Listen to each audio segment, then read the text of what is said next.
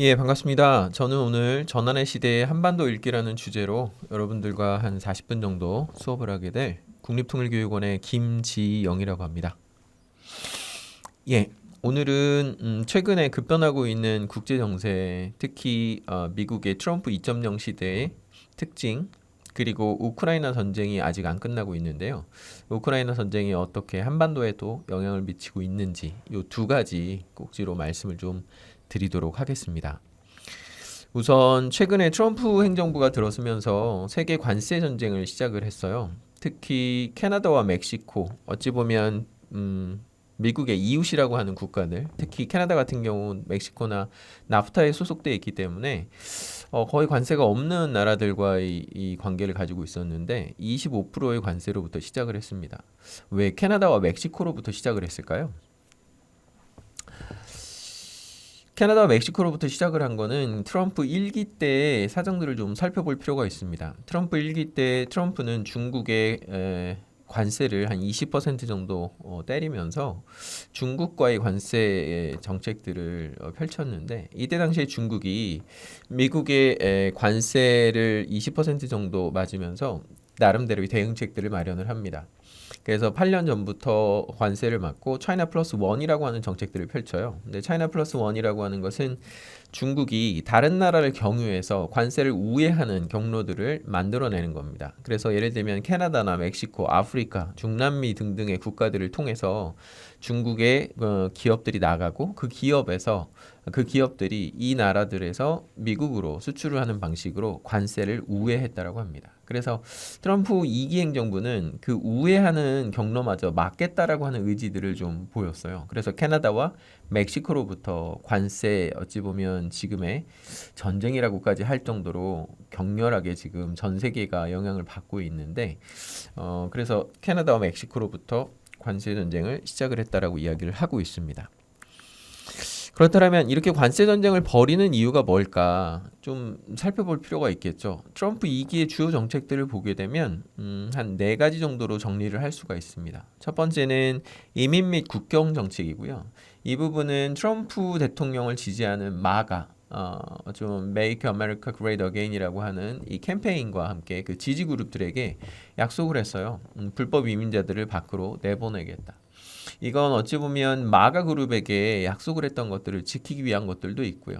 그리고 글로벌라이제이션이라고 하는 세계화에 대해서 트럼프 대통령은 어찌 보면 1980년대 말부터 인터뷰를 보게 되면 미국이 경제가 어려운 것들은 외국이 우리 미국에 공장을 짓거나 아니면 미국에게 수출을 하는 방식으로 미국의 이권을 가져간다라고 하는 매우 불만의 목소리들이 좀 있었거든요. 마찬가지로 불법 이민자들이 미국 내에서 여러 가지 혜택들을 받고 미국 내의 사회 안전망들 그리고 치안까지도 망가뜨린다라고 하는 선거 캠페인을 통해서 불법 이민자를 밖으로 내보내는 정책들을 실행을 했죠.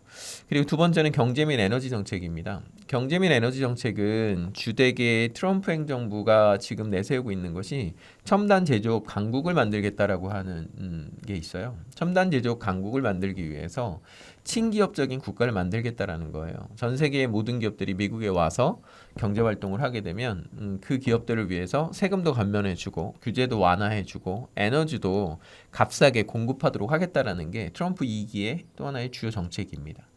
그리고 세 번째는 사회 및 문화 정책 중에서 낙태 및 피임약 규제 강화 등 해서 트럼프 대통령이 행정명령으로 미국의 젠더는 남성과 여성밖에 없다라고 서명을 할 정도로 어찌 보면 성소수자 문제 그리고 젠더 문제를 뒤로 이렇게 역행시키는 방식으로 정책들을 펼치고 있는데 이것도 마찬가지로 마가라고 하는 그룹들에게 그리고 굉장히 강력한 기독교의 사상들을 갖고 있는 그룹들에게 약속했던 것들을 지키려고 한다라고 평가받고 있습니다. 그리고 네 번째는 연방정부 개편이라고 하는 것들이 있는데요. 이 부분은 일론 머스크라고 하는 테슬라의 리더가 최근에 최앞의 전선에서 모든 총을 맞아가면서 진짜 총을 맞는다라는 의미는 아니겠죠. 엄청난 비판을 맞으면서 공무원들을 구조조정을 하고 그리고 기술과 관련된 규제들을 완화하거나 없애는 방식으로 지금 정부의 정책들을 추진을 하고 있습니다. 그래서 이 네 가지는 두 가지 의미가 있습니다. 첫 번째는 아까 말씀드렸던 마가라고 하는 트럼프의 핵심 지지 그룹에 약속했던 것들을 지킨다라고 하는 거고요. 두 번째는 트럼프 행정부가 약속을 했던 첨단 제조 기술 강국을 만들겠다. 그걸 위해서 어떤 정책들이 필요한가? 기업을 위한 정책, 그리고 다른 나라의 기업들이 미국으로 들어오게끔 하는 여러 가지 혜택들을 마련하겠다라고 하는 정책과 맞물려 있습니다.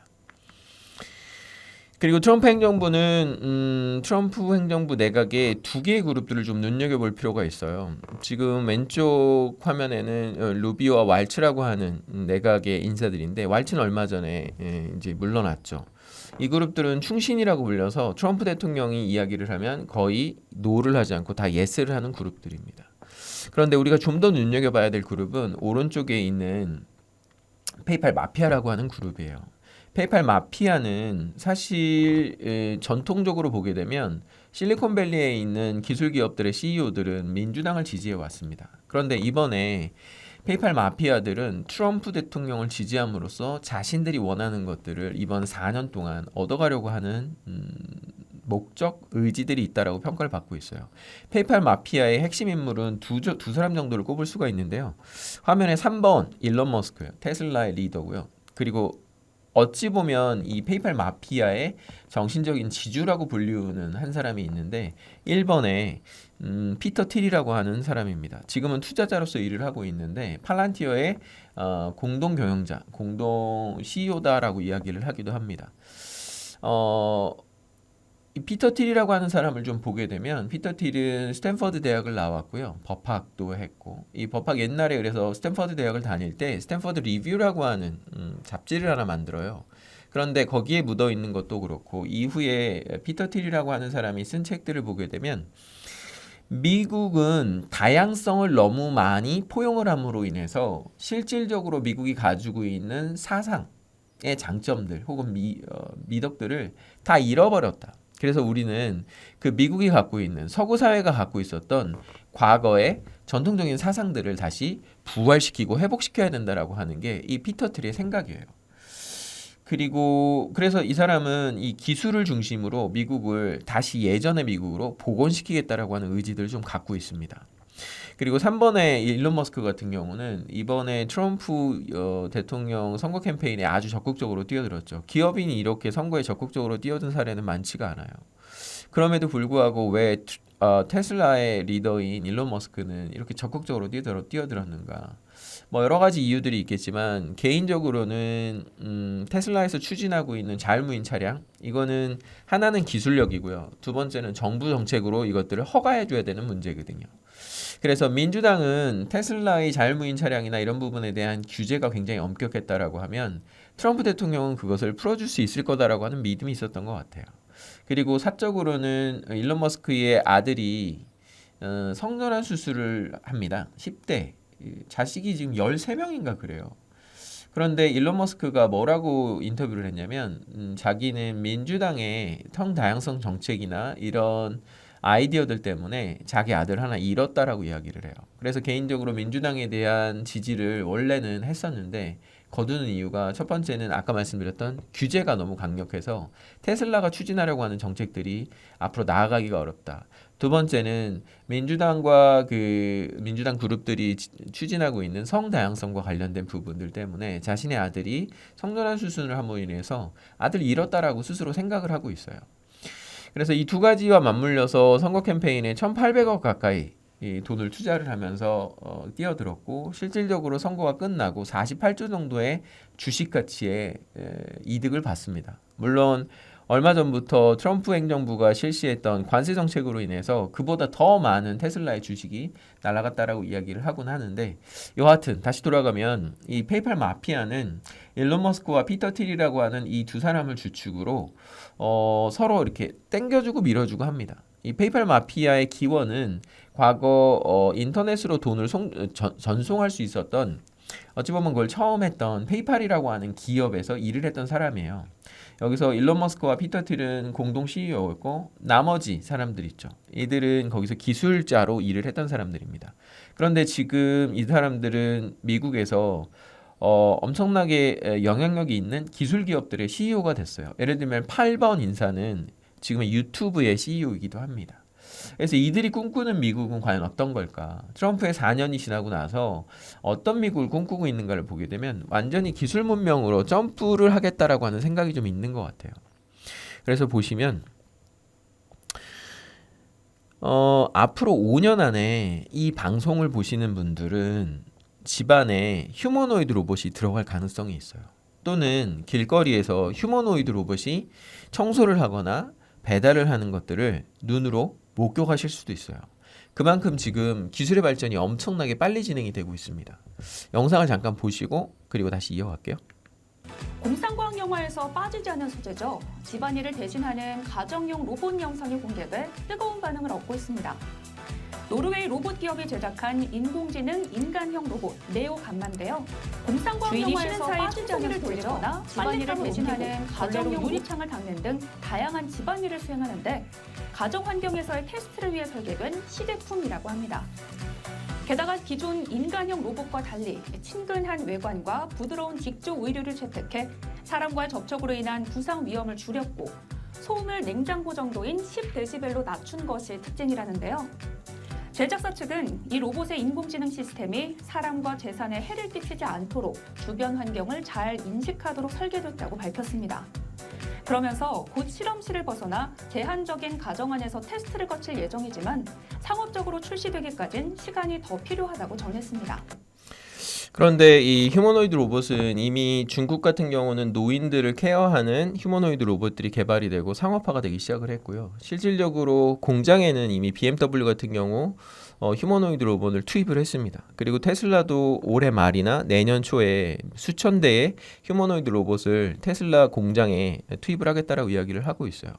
근데 휴머노이드 로봇을 잘 이해하시면 지금의 패권 경쟁을 잘 이해하실 수 있어요. 이게 무슨 얘기냐고 하면 휴머노이드 로봇에 들어가는 부품과 자원들을 좀 보셔야 돼요. 휴머노이드 로봇은 어마어마한 반도체를 갖고 있고 반도체가 들어가게 되고요.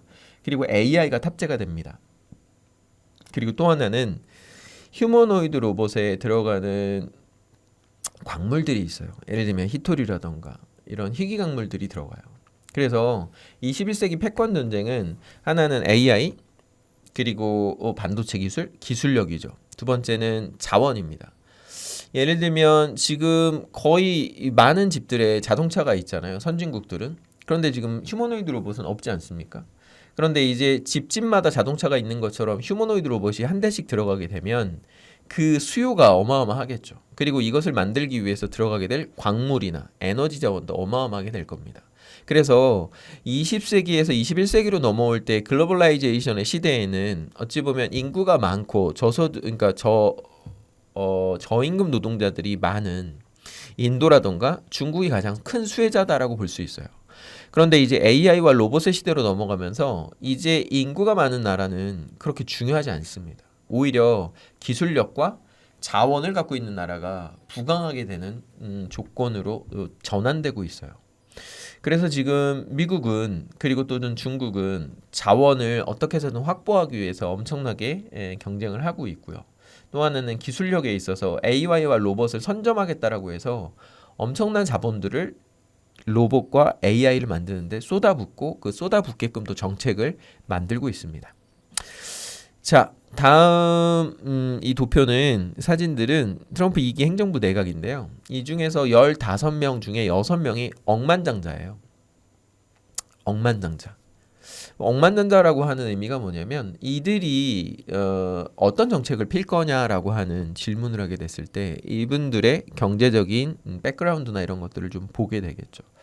그래서 중소기업청장이라던가 교육부 장관이 다 억만장자예요. 그래서 앞으로 트럼프 2기의 4년은 친기업적인 방식으로 국가의 부를 증식시키는 정책들로 일관될 거다라고 이야기를 하고 있습니다. 그런데 문제는 이제 AI와 로봇의 시대가 들어서면서 많은 일자리들이 없어지게 되고 교육을 받지 못한 사람들 그리고 그 기술을 따라가지 못하는 사람들이 탈각이 될 텐데 여기서 교육이라던가 아니면 복지라던가 이런 정책들이 없을 때는 미국 내에 사회 통합이나 이런 부분들도 문제가 생길 수 있다라고 이야기를 하죠. 그래서 통계를 보게 되면 트럼프 1기 때 그 마을마다 자경단이라고 하는 그룹들이 한 4개 정도 있었다면 1기가 끝났을 땐 200개 정도 됐어요. 그래서 트럼프 2기의 지난 대선, 그러니까 이번 대선에서 선거 캠페인을 할 때 오하이오 같은 경우는 두건을 쓰고 나치 깃발을 든 사람들이 백주대낮에 걸어다니면서 우리의 답은 혐오다라고 이야기를 해요. 그리고 흑인들에 대한 비하 발언들을 하고요. 그런데 이런 장면들이 오하이오라고 하는 러스트벨트, 일자리가 없어서 혐오나 분노가 많은 계층들이 있는 곳만 퍼지는 게 아니라 전국 단위로 이런 모습들이 퍼지고 있다는 거예요. 그래서 트럼프 4년 이후에 트럼프가 약속을 했던 첨단 제조업 강국을 만들어서 미국의 많은 일자리들을 만들어내고 미국의 최전성기였던 제조업이 부강했던, 제조업이 충만했던 그런 나라로 만들겠다라고 하는 약속이 제대로 안 지켜졌을 때는 미국 사회적인 문제들이 꽤 많을 것이다라고 평가를 받고 있습니다. 자, 넘어가면 두 번째는 가상화폐에 대한 이야기예요. 트럼프 대통령은 선거 캠페인 내내 가상화폐 수도를 만들겠다는 이야기를 했어요. 근데 이때 트럼프 대통령이 가상화폐 수도를 이야기했을 때 많은 전문가들은 그러니까 득표를 올리기 위해서 하나의 정치 담론이 아닌가라고 이야기를 하신 분들이 있거든요. 그런데 실제로 미국인의 20% 정도가 가상화폐에 투자를 하고 있어요. 근데 트럼프 대통령이 이야기하는 이 가상화폐는 조금 더 심층적으로 들여다볼 필요가 있습니다. 첫 번째는 개인적인 어떤 의지, 욕망들이 좀 묻어 있어요. 여기 사진은 트럼프의 두 아들입니다. 첫 번째 왼쪽이 트럼프 주니어라고 하는 첫째 아들이고요. 두 번째가 에릭이라고 하는 둘째 아들인데 이 둘이 운영하는 게 트럼프 미디어라고 하는 회사예요. 이 회사에서 월드 리버티 파이낸셜이라고 하는 코인을 발행을 했고요. 그리고 USD 플러스 1이라고 하는 스테이블 코인을도 발행을 했습니다. 그리고 트럼프와 멜라니아의 이 두 사람의 밈코인을 발행함으로 인해서 수천억 원의 돈을 하룻밤에 챙기는 일도 벌어졌어요. 그래서 혹자들은 트럼프 대통령이 권좌에서 물러난다라고 하더라도 대통령에서 물러난다고 하더라도 자신의 부를 유지하기 위해서 자신의 패밀리 중에 첫째 아들을 정치 권력으로 들어가게 할 가능성이 높다. 그런데 첫째 아들을 정치 권력으로 들여보내려면 미국은 어차피 자본이 필요한 나라니까요. 정치를 하려면 자본이 필요할 거고 트럼프 패밀리 비즈니스가 그동안 부동산을 중심으로 부를 축적했다면 이번 4년 동안 가상화폐를 중심으로 다시 한번 트럼프의 일가의 부가 증식될 것이다. 그리고 이 부는 트럼프 주니어라고 하는 트럼프의 맏아들이 정계로 들어감으로써 혹은 트럼프의 자녀 중에 누군가가 정계로 들어감으로써 그 정치 자금으로 쓰일 가능성이 높다라고 평가를 받고 있습니다.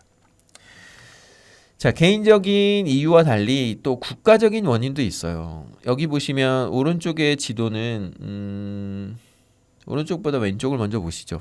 미국의 국채 이자 비용이 1조 달러를 돌파했어요. 이게 GDP의 3.9%입니다. 다시 말하면 미국의 부채가 얼마나 되냐면 우리나라 돈으로 5경이 넘어요. 5경. 5경이란 돈은 우리가 상상하기도 굉장히 어려운 돈인데 그 5경에 대한 이자를 물기 위해서 매년 1,400조, 1,600조 정도의 돈을 낸다는 거예요. 국방비보다 돈이 더 많이 나가고 있는 거죠. 그리고 오른쪽 도표를 보게 되면 중국이 2012년 이후에 미국의 국채를 팔고 있어요. 여기서 말하는 국채라고 하는 개념은 어찌 보면 미국의 부채를 사준 거거든요. 대출을 사준 거예요, 중국이. 그래서 미국의 국채를 사주는 사람들이 일정적으로 한 4개의 행위자가 있습니다. 첫 번째는 다른 나라의 중앙은행들, 예를 들면 중국이라든가 일본이라든가 유럽연합에서 미국의 국채를 사줘요. 그들은 미국과 무역을 하면서 흑자를 내고 그 대신 미국으로부터 대출을 해주는 겁니다. 대출을 사주는 겁니다. 국채를 사주는 거예요. 두 번째 행위자는 연준입니다. 미국의 연방준비위원회가 전체적인 거시경제를 맞추기 위해서 국채를 사줘서 돈을 유동성을 늘리는 정책을 피기도 합니다. 세 번째 행위자는 시중은행이에요. 미국에 있는 시중은행들이 미국의 경제 거시 흐름에 따라서 국채를 사거나 아니면 줄이거나 하는 방식으로 국채를 사는 하나의 행위자고요. 네 번째는 헤지펀드들이 미국의 국채를 삽니다.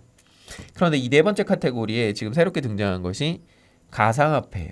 가상화폐 회사 그리고 그 중에서도 스테이블 코인이라고 하는 것이 만들어짐으로 인해서 지금 어찌 보면 미국의 국채를 살 수 있는 새로운 행위자가 생긴 거죠. 기존의 행위자들 특히 중국이 이렇게 미국의 국채를 점점 국채 비중을 줄여간다라면 이걸 누군가가 사줘야 될 거 아니에요? 그래서 보시면 미국의 스테이블 코인 회사 중에서 가장 큰 회사가 테더입니다. 한 70% 이상을 차지하고 있고 이 테더가 2024년에 올린 수익은 전 세계에서 가장 큰 자산을 운영하고 있는 블랙록이라고 하는 회사보다 더 많았거든요. 근데 블랙록이 움직이는 돈이 한 11경 정도 돼요. 11경 정도 되는 돈을 움직이는 회사보다 더 많은 수익을 2024년에 테더라고 하는 회사가 스테이블 코인을 통해서 얻었다라는 거죠. 엄청난 거죠, 사실은. 그리고 국가별로 국채를 사는 걸 보게 되면 여기 보시면 독일보다도 더 많고요. 지금은 이 순위가 좀 바뀌었는데 한 7위 정도라고 계산이 될 때가 있어요. 영국보다도 이제 더 많아지기 시작했다라고 평가를 받고 있습니다. 그런데 문제는 테더만 있는 게 아니거든요. 미국 내 스테이블 코인은 계속 증가하고 있어요. 이 스테이블 코인의 증가가 그러니까 종류가 증가함으로써 이 스테이블 코인을 달러와 1대1로 매칭시키기 위해서는 스테이블 코인과 1달러와 연동되는 그만큼의 가치들을 보유해야 돼요. 그래서 미국의 국채를 보유하는 겁니다. 그리고 달러를 보유하게 되고요. 그래서 다시 말씀드리면 스테이블 코인이 종류가 늘어난다라고 하는 것, 그리고 스테이블 코인의 발행량이 늘어난다라고 하는 것은 미국의 국채를 사는 주체들이 늘어난다라고 하는 거예요. 그런데 이 메커니즘을 잘 보시면 여기 이 수업을 들으시는 분들 중에서 가상화폐에 투자하시는 분들이 계실 텐데 가상화폐에 투자를 하게 되면 그 가상화폐 회사들은 이렇게 스테이블 코인과 연동을 시키기도 하고요. 그러면 이 스테이블 코인은 국채를 사게 되겠죠. 그렇게 되면 개인이 전 세계에 있는 시민들이 가상화폐에 투자를 함으로써 미국의 국채를 사주게 되는 겁니다. 그래서 과거에는 국가 단위로 미국, 일본이나 중국이나 유럽연합의 국가들이 국채를 사줬다면 지금 이제 스테이블 코인이 들어옴으로 인해서 미국의 국채를 전 세계 시민들이 사게 되는 현상이 벌어져요. 그런데 이 스테이블 코인과 관련된 거는 두 가지를 좀 고민해 볼 필요가 있습니다. 첫 번째는 기존 전통의 금융회사들이 수익금이 엄청나게 줄어들 가능성이 높습니다. 왜냐하면 기존의 송금 시스템을 잘 보시면 미국에 있는 A씨와 한국에 있는 B씨 간에 송금을 한다라고 보시면 미국에 있는 A씨가 미국 내 은행으로 돈을 보내겠죠. 그러면 미국 내에 있는 은행은 스위프트 시스템이라고 하는 망으로 돈을 다시 보냅니다. 그러면 스위프트 시스템은 여기서 메시징 처리를 해서 한국에 있는 은행으로 보내요. 그리고 한국에 있는 은행은 또 환전을 해서 개인에게 주겠죠. 그러면 이 네 단계를 거치는 것을 스테이블 코인을 쓰게 되면 미국에 있는 A씨가 한국에 있는 C씨에게 환전과 이런 중간 수수료나 이런 것들이 없이 바로 송금이 가능해지는 겁니다. 그렇게 돼서 전통 기업들, 특히 미국의 전통 금융회사들이 약화될 가능성이 높죠. 그렇기 때문에 지금의 미국의 전통 금융회사들은 스테이블 코인을 만들기 위해서 다들 준비를 하고 있어요. 그보다 더 큰 문제는 개발도상국들의 금융 주권들이 무너질 가능성이 높습니다. 예를 들면 이런 거예요. 저 중남미에 있는 에콰도르라고 하는 나라의 부자들이 에콰도르의 화폐가 매일 밤 가치가 막 변동성이 되게 심해요. 막 10%, 20%씩 오르락내리락 해요. 그런데 에콰도르에 있는 부자가 미국의 스테이블 코인을 살 수가 있어요. 그런데 이 가치는 흔들리지 않아요. 안정적입니다. 그러면 그리고 또 이게 만약에 국가로부터 모니터링을 하지 않는다면 세금을 내지 않아도 되겠죠. 큰 돈이 움직이는데. 그렇게 되면 에콰도르에 있는 부자들이 자신들 국가의 화폐를 사는 게 아니라 미국의 스테이블 코인을 살 가능성이 높아져요. 이런 방식으로 에콰도르의 중앙은행이 무력화될 가능성이 높다라는 겁니다. 그런데 이게 에콰도르뿐만이 아니라 제3세계나 개발도상국들이 스테이블 코인의 확산에 적절하게 대응하지 못하면 금융의 주권들이 다 망가질 수 있어요. 우리나라도 지금 올해 한강이라고 하는 프로젝트를 가동하기 시작했습니다. 이거는 우리나라 중앙은행이 CBDC를 통해서 어떻게 가상화폐 시스템을 전통 금융으로 가져오는가의 하나의 실험이고요. 중국은 이거 이미 한 3, 4년 전에 이미 다 끝냈어요. 그리고 우리도 스테이블 코인을 만들어야 된다는 이야기들도 나오고 있습니다. 자, 그러면 트럼프 행정부는 이렇게 관세를 뭐 35% 중국에는 뭐 140% 막 때리겠다라고 하면서 엄청난 관세 정책들을 지금 추진하고 있고 또 하나는 스테이블 코인이라고 하는 것들을 확산하면서 가상화폐들을 전통 금융권으로 가져오고 있어요. 규제를 만들어서 훨씬 더 안정적인 방식으로 가상화폐를 미국이 활용하겠다라고 의지를 밝히고 지금 트럼프 행정부는 행정명령을 내리고 법을 바꾸면서 적극적으로 이 정책을 추진하고 있습니다. 그런데 왜 미국은 이렇게 관세 정책과 금융 정책을 전환을 할까요? 역사적으로 잠깐 이 원인들을 좀 살펴보겠습니다. 레이 달리오라고 하는 천재적인 투자자가 있어요. 그런데 왜 제가 투자자를 이야기를 하냐면 이 사람이 쓴 책이 매우 흥미로워서 그래요. 더 체인징 월드 오더라고 하는 책인데 변화하는 세계 질서라고 하는 이 책 안에 어마어마한 통계가 들어가 있습니다. 그리고 매우 밀도 있는 방식의 분석들이 들어가 있어요. 이 사람이 쓴 변화하는 세계 질서의 메시지는 두 가지로 정리가 할 수 있어요. 첫 번째는 한 200년 정도의 제국들의 흥망성쇠가 벌어진다. 그래서 오른쪽 밑에 있는 도표를 보시게 되면 첫 번째 그래프는 네덜란드입니다. 그리고 두 번째 그래프는 영국이에요.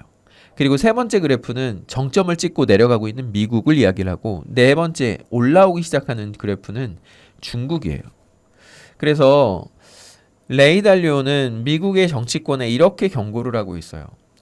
모든 나라는 200년의 주기로 흥망성쇠가 일어나고 있고 정점에 갔을 때 세력이 약화되는 사례는 두 가지라는 거예요. 첫 번째는 내부 개혁에 실패를 해서 부정부패라던가 아니면 돈을 너무 흥청망청 씀으로 인해서 국가가 망한다는 거예요.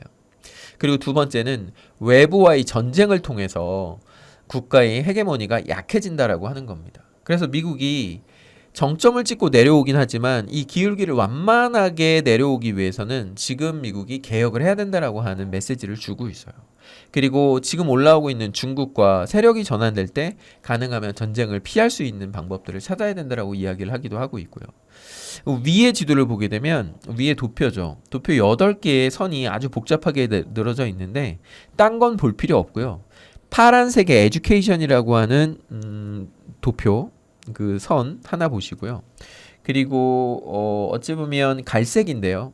맨 도표 맨 오른쪽에 100 위에 100이라고 하는 숫자 위에 이렇게 쭉 올라가 보시면 이 갈색이 있죠. 이 두 개만 보시면 돼요. 왜 두 개만 보시면 된다고 하냐면 패권이 흥할 때는 교육이 가장 먼저 움직인다라고 해요. 예외가 없었대요.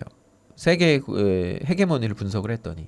그런데 패권이 약화될 때는 가장 마지막까지 버티고 있는 게 금융이라고 하는 거예요. 그래서 미국과 중국의 패권 전쟁이 벌어지고 있는데 과연 중국은 얼마만큼 미국을 쫓아갔는가 교육이나 연구 분야를 보면 된다라는 거죠. 이건 좀 이따가 연결해서 좀 설명을 좀 드리고요. 자, 그거 이야기하기 전에 요게 냉전과 탈냉전을 가르는 그림인데 위에 그림과 밑에 그림의 차이점이 뭘까요? 직관적으로 딱 떠오르는 차이점이 뭘까요?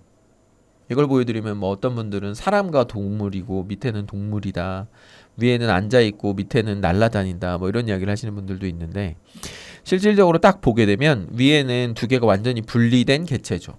그래서 미국을 중심으로 한 서방과 소련을 중심으로 한 동유럽 쪽이 완전히 분리돼 있었어요. 이게 냉전입니다. 경제적으로 하나도 섞이지 않았어요. 그런데 밑에를 보시게 되면 붙어 있죠. 미국과 중국이 붙어 있어요.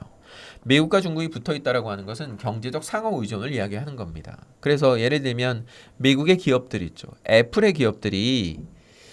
공장들이 대만의 폭스콘이라고 하는 회사와 함께 중국의 남부 지역에 제일 많이 있습니다.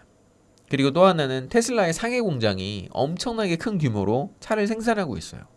그래서 이런 기업들이 사실은 미국과 중국을 연결하는 핵심 고리입니다.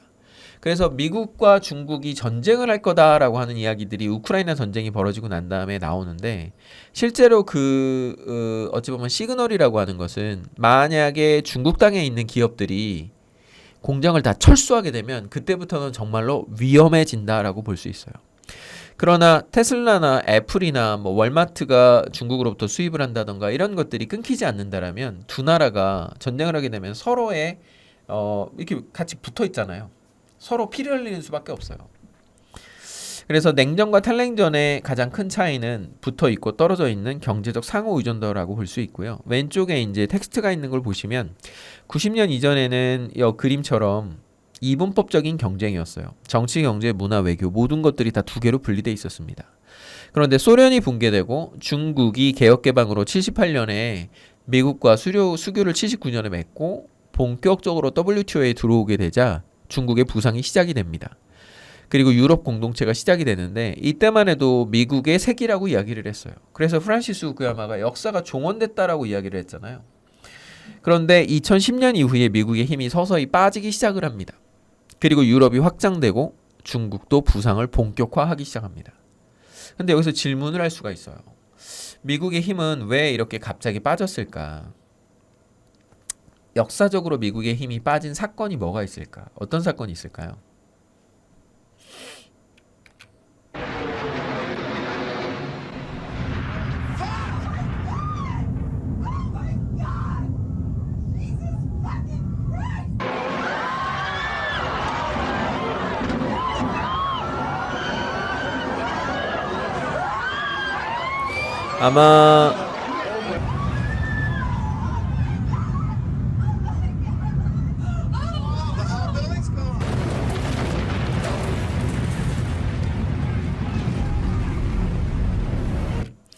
아마 이 수업을 듣는 학생분들은 이걸 기억을 못할 가능성이 높아요. 왜냐면 이건 2001년에 벌어졌던 사건이거든요. 2001년 9.11이라고 하는 사건인데 2차 세계대전 당시에 진주만 공격을 받은 이후로 미국의 영토에 최초로 공격을 받은 사건이에요. 2001년 9월 11일 날 미국의 쌍둥이 빌딩이 무너지고 펜타곤까지도 공격을 받고 나서 미국은 고민을 합니다. 조지 W 부시는 이것에 어떻게 대응할 것인가. 그런데 미국의 힘이 빠진 것이 9.11 자체 때문이 아니라 9.11 이후에 미국의 대응 때문이다라고 평가를 많이 해요. 왜냐하면 9.11이 벌어지고 나서 미국은 두 개의 전쟁을 수행을 합니다. 첫 번째가 아프가니스탄과 전쟁을 하고요. 두 번째가 이라크 전쟁을 벌여요. 그런데 이라크와 아프가니스탄의 두 개의 전쟁을 벌이면서 미국은 국방비를 엄청나게 소진을 했겠죠. 그리고 경기가 안 좋아졌겠죠. 그래서 미국은 조지 W 부시 행정부 당시에 경제를 붐업시키기 위해서 하나의 정책들을 펼칩니다. 그런데 이 정책들은 그동안 미국 내에 축적돼 왔던 그러니까 선물이라고 하는 금융의 파생상품이라고 하는 어찌 보면 문제들이 계속 축적되고 있었어요. 왜냐하면 관리 감독을 제대로 하지 않아서 미국 내에 모기지라고 하는 그러니까 집을 살 때 이제 대출을 하는 모기지라고 하는 것들이 불량 모기지들을 건전한 모기지인 것처럼 이걸 신용사들이 바꿔치기를 해줍니다. 그런데 정부가 그걸 제대로 모니터링을 하지 않아요. 그래서 그 문제들이 축적이 되다 보니 2008년에 서브프라임이라고 하는 어마어마한 전 세계적인 금융위기가 닥칩니다. 그런데 이 금융위기가 닥치면서 여기 도표를 보시게 되면 미국, 일본, 유럽 다 마이너스 성장을 하게 되죠. 2009년에. 그런데 중국은 플러스 성장을 해요. 그래서 2001년에 9.11 그리고 두 개의 전쟁, 2008년에 금융위기를 보면서 중국은 이렇게 생각을 합니다. 미국이 힘이 서서히 빠지는 것 같은데 한번 경쟁을 해볼 만할 것 같은데 이런 생각을 갖게 되는데 이 생각을 정책에 옮긴 지도자가 시진핑이라고 하는 지도자예요. 그래서 2012년 이후부터 미국과 중국의 경쟁은 본격화되기 시작을 합니다. 다시 돌아와서 2008년의 금융위기는 얼마만큼 심각했냐면 영화 빅숏이라고 하는 게 있어요. 나중에 관심 있으신 분들 한번 보세요. 빅숏. 빅숏은 2008년 서프라임 모기지가 어떻게 발생했는지를 이렇게 쭉 추적을 하면서 스토리텔링 방식으로 영화화합니다. 그런데 거기에 두 장면이 나와요. 첫 번째 장면이 뭐냐면 나이트클럽에서 일을 하는 여성분이 집을 세 채인가를 갖고 있는 거예요. 그런데 이 금융 투자사가 이 모니터링을 하기 시작해요. 뭐가 이상하다. 경제가 이상하다. 그래서 그 여성에게 물어봐요. 당신 연봉으로 어떻게 이렇게 많은 대출을 받았습니까? 했더니 그 여성이 내가 대출을 할 때 아무도 나에게 연봉을 물어보지 않았습니다. 그래서 첫 번째 집을 사고 두 번째 집을 담보 잡혀서 세 번째 집을 사고 이렇게 담보를 잡아서 집을 몇 채를 산 거예요. 근데 이 여성만 그런 게 아니라 미국 전역에 있는 많은 사람들이 그런 방식으로 집을 엄청나게 산 겁니다. 왜냐면 미국의 부동산은 2008년 전까지 끊임없이 올랐거든요. 계속 하락이었어요. 그래서 미국 사람들은 절대로 미국의 부동산이 거품이 터질 거라고 생각하지 않았습니다. 그리고 두 번째 장면은 여기 사진과 대사가 있죠. 이것도 빅숏이라고 하는 영화의 한 장면인데 이것도 마찬가지로 한 투자사의 모니터링 요원이 집을 방문해요. 여기 하비엄 씨라고 하는 분 사세요? 그랬더니 집 문을 열고 나온 사람이 우리 집주인 개를 왜 찾으세요? 라고 답을 해요. 그런데 이 하비엄 씨라고 하는 이름은 이 집주인이 대출을 하기 위해서 이름을 올린 사람이에요. 강아지의 이름으로 대출을 했다라는 거예요. 그런데 그걸 정부가 잡아내지 못했고 모니터링을 하지 못했어요. 그런데 이런 부실한 대출들을 C급 대출인 거죠. 모아가지고 A급 대출로 신용사가 또 바꿔줘요. 그러니까 온 나라가 엉망진창이었던 거죠. 그래서 2008년의 위기는 그렇게 닥쳤고요. 그래서 2008년에 이 금융위기를 극복하기 위해서 미국이 돈을 풉니다. 유동성을 확대하는데 이때 부채가 확실하게 늘어나죠. 엄청나게 가파르게 늘어나요. 그리고 또 한 번에 가파르게 부채가 늘어난 게 언제냐면 코로나 때예요. 코로나 때 바이든 행정부가 이걸 극복하기 위해서 어마어마한 돈을 풉니다. 그러면서 미국의 부채가 5경까지 올라가게 되는 거예요. 자, 이 상황에서 미국과 중국의 패권을 한번 비교를 해볼까요? 몇 개의 통계를 좀 비교를 해볼게요. 네 가지로 비교를 해볼 수가 있습니다. 경제는 금융과 무역으로 분리를 해서 국제무역과 국제금융, 그리고 군사력, 그리고 또 하나는 기술력입니다. 이 네 개를 한번 볼게요. 여기 첫 번째 이제 도표인데 이게 미국과 중국의 세계 무역 순위죠. 2013년 이후부터 중국은 미국을 넘어섰습니다. 무역 규모에 있어서. 그리고 지금 UN 회원국 한 200여 국 정도 되는데 그 중에서 중국을 최대 시장으로 하는 나라가 몇 개나 될 것 같습니까? 중국이 최대 시장인 나라 150개 정도 돼요. 미국은 한 60여 개 정도 될 겁니다. 그러니까 시장의 규모로 봤을 때 무역의 규모로 봤을 때는 중국이 미국을 압도적으로 이기고 있다는 거죠. 그래서 중국은 이 힘을 이용을 해서 미국과의 패권 경쟁에 사용하고 있어요. 예를 들면 유럽의 지도자들을 불러서 우리가 비행기 사줄게. 우리가 당신들의 어떤 물건 사줄게. 라는 방식인 거죠. 그리고 두 번째는 국방비입니다. 국방비는 천조국이라고 불릴 만큼 전 세계에서 미국의 국방 예산은 압도적이에요. 39%를 차지하고 있고요. 2등부터 10등까지 다 합쳐도 미국의 국방비가 더 높습니다. 그리고 항공모함도 중국과 미국을 비교를 해보면 중국은 이제 4척째 짓고 있고요. 만들고 있어요. 미국은 11척 정도 됩니다. 근데 지금 미국이 항공모함은 갖고 있으나 함선이죠. 전투함선이 부족해서 우리나라의 조선업과 지금 조인을 해서 만들려고 하는 건데 여하튼 국방비는 압도적입니다. 그리고 금융을 보게 되면 전 세계에 있는 구성통화를 다 모은다고 생각을 해보세요. 달러, 유로화, 엔화 등등. 퍼센테이지를 체크를 해봐요.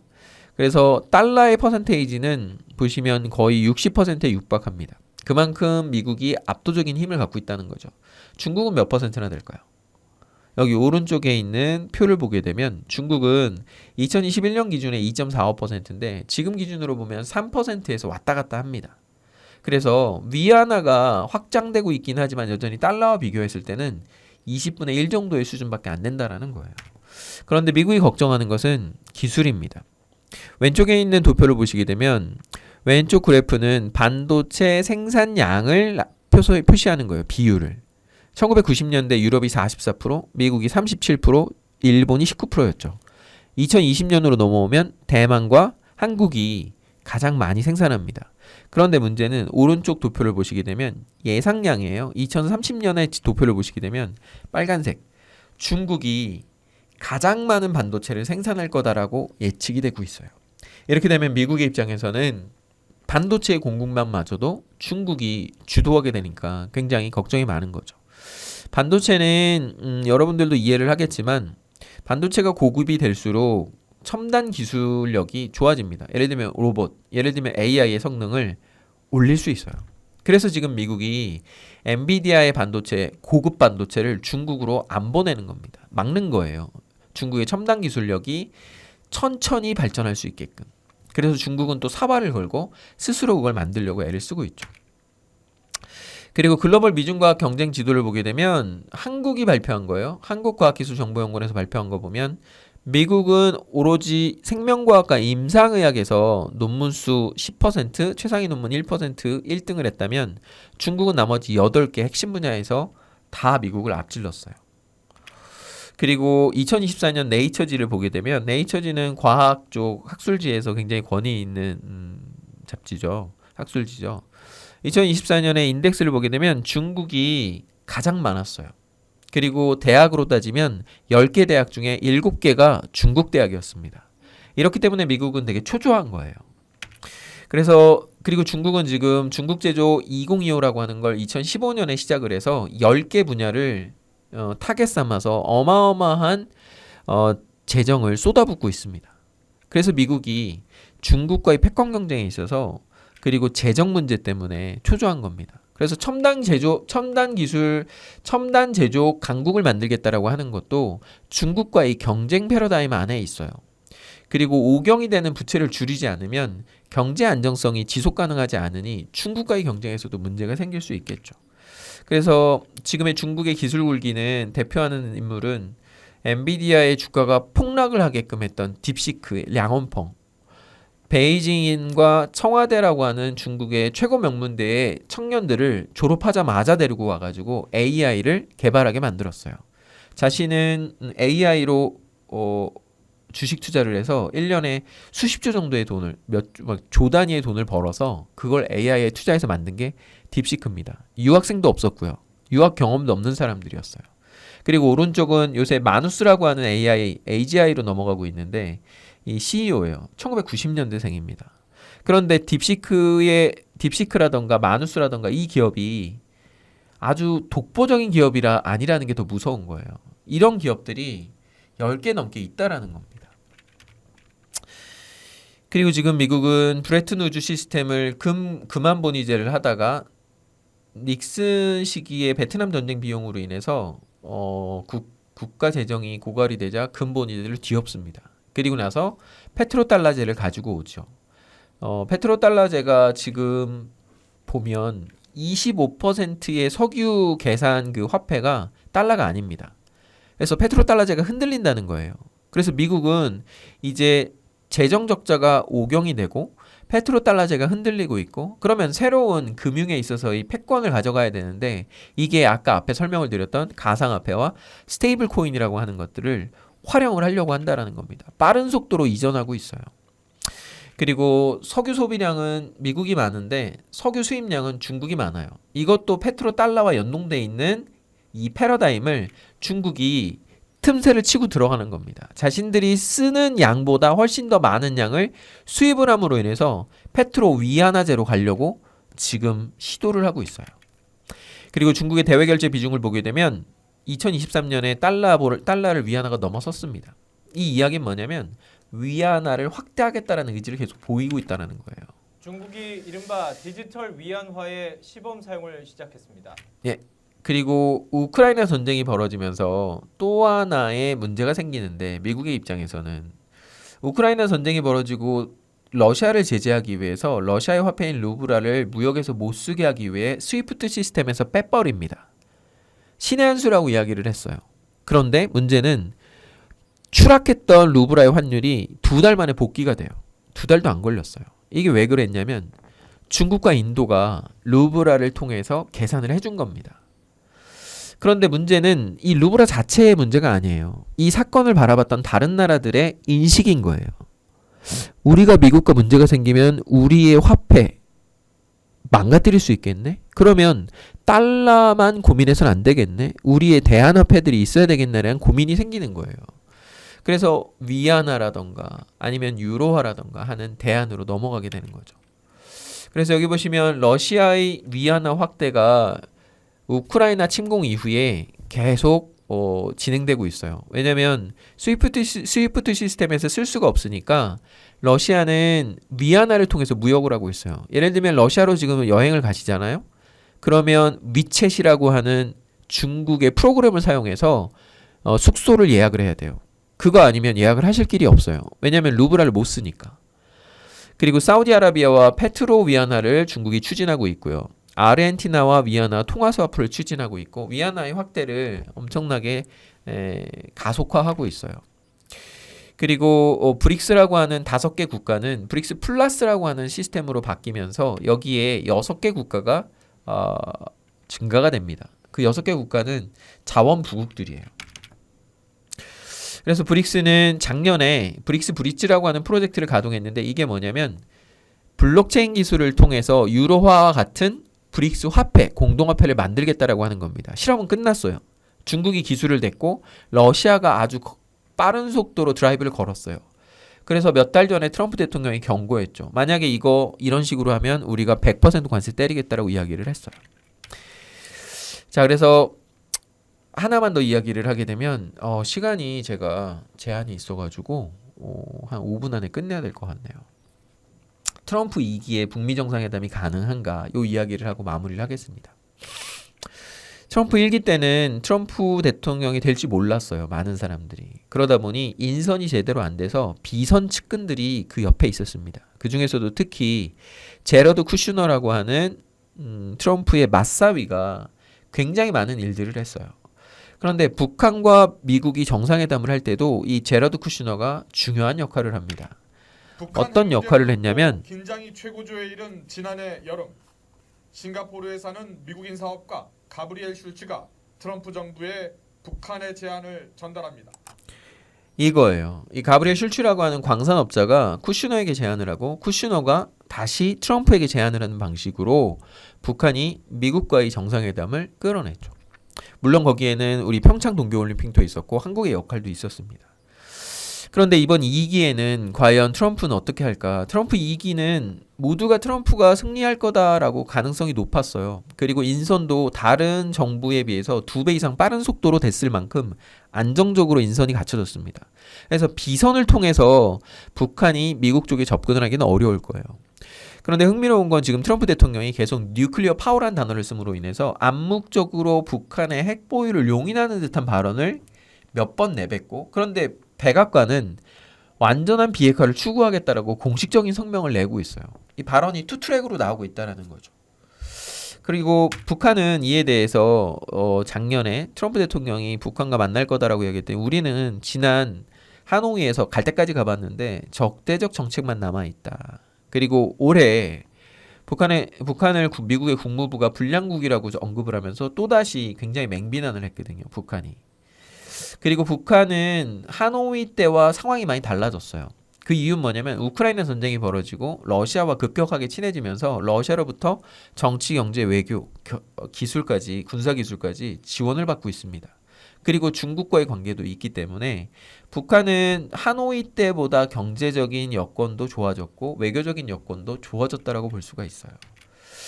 그래서 북미 간의 정상회담을 할 건가라고 하는 질문은 첫 번째는 과연 미국 내에서 북한을 어떻게 협상장으로 끌어들일 건가? 지금 북한은 자신들이 핵보유 국가라고 이야기하고 있어요. 그래서 핵동결 협상을 하겠다라고 하는데 과연 이걸 아젠다를 미국 내에 설득할 수 있겠는가? 두 번째는 하노이 때 이미 트라우마가 있다라고 하는데 이걸 극복할 수 있겠는가? 세 번째는 가장 중요하게 미국과 러시아의 관계가 회복이 될 건가 이거예요. 러우 전쟁이 종전이 되고 미국과 러시아의 관계가 회복이 돼야 러시아로부터 지원을 받고 있는 북한이 미국과의 관계를 열 수가 있거든요. 그리고 핵심 질문은 과연 트럼프 대통령에게 북한이 어떤 의미가 있는가인 게 핵심 질문이에요. 1기 때는 어찌 보면 여론을 뒤집기 위해서 북한과 만났다라고 이야기를 해도 과언이 아닐 정도로 일종의 이벤트만 했죠. 그런데 이번에 2기 때는 의회도 공화당이 상원과 하원을 장악을 했고요. 그리고 표도 압도적이었고요. 지금 미국의 아젠다는 아까 말씀드렸던 5경의 부채를 줄이고 그리고 첨단 제조 강국으로 나아가는 것인데 이 두 가지 목표에 북한은 어떤 의미가 있는가라고 하는 거겠죠. 그런데 지금 러시아와 북한이 뭘 하고 있냐면 히토류 탐사를 시작했어요. 그런데 이 히토리라고 하는 광물은 얼마 전에 중국이 미국에게 관세를 때리면서 수출 통제를 이야기를 했죠. 전 세계 60% 이상의 히토류를 중국이 생산을 하고 있어요. 미국도 히토류를 중국에 의존하고 있습니다. 히토류가 얼마나 중요한 물품이냐면 전투기에 히토류가 400kg가 넘게 들어가요. 전투기 하나 만드는데. 그리고 항공모함이나 이렇게 전함 같은 걸 만들 때 톤 단위로 들어가게 돼 있어요. 그리고 로봇에도 들어가고요. 그래서 이 히토류라고 하는 것들이 이 미국에게는 저 앞으로 전략 물자로 갖춰야 되는데 북한에게 히토류가 있습니다. 2013년에 영국의 한 회사가 측정한 히토류의 양은 북한이 전 세계에서 중국보다 많을 수가 있다라고 하는데 이건 좀 과장된 거고요. 그럼에도 불구하고 북한의 지질상 확인을 해보면 전 세계 5위 안에 들 정도의 히토류 보유량을 갖고 있다라고 이야기를 해요. 그래서 광물 중심으로 미국은 북한과의 협상을 가져갈 수도 있겠다라고 하는 전망이 나옵니다. 예, 원래는 러우 전쟁과 이 이야기도 좀 하려고 했는데 시간상 한계가 좀 있어서 여기까지 좀 정리를 하겠습니다. 정리를 하게 되면 트럼프 행정부 2기가 들었으면서 앞에 말씀드렸던 것처럼 트럼프 행정부가 당면하고 있는 두 가지 문제, 재정 문제, 부채죠, 5경 단위, 그리고 일자리 문제, 첨단 제조업 강국을 만들어서 일자리를 늘리고 중국과의 패권 경쟁에서 기술력을 확보하겠다라는 게 미국의 당면 목표입니다. 그리고 이러한 것들은 역사적으로 보면 아까 말씀드렸던 것처럼 2008년의 금융위기 이후에 떨어지고 있는 미국의 패권이 코로나로 인해서 부채도 늘어나고 이것을 해결해야 되는 거죠. 그러기 위해서 지금 미국은 이 관세 문제를 해결을 하고 그리고 러우 전쟁에 있어서 러시아와의談判을 과연 짓게 될 건가? 그리고 러시아와의 관계가 미국과 풀리게 된다면 북한과 미국의 관계는 어떻게 될 건가? 우리는 좀 지켜봐야 될 것 같습니다. 예, 장시간 동안 수업 듣느라고 고생을 하셨고요. 예, 감사합니다.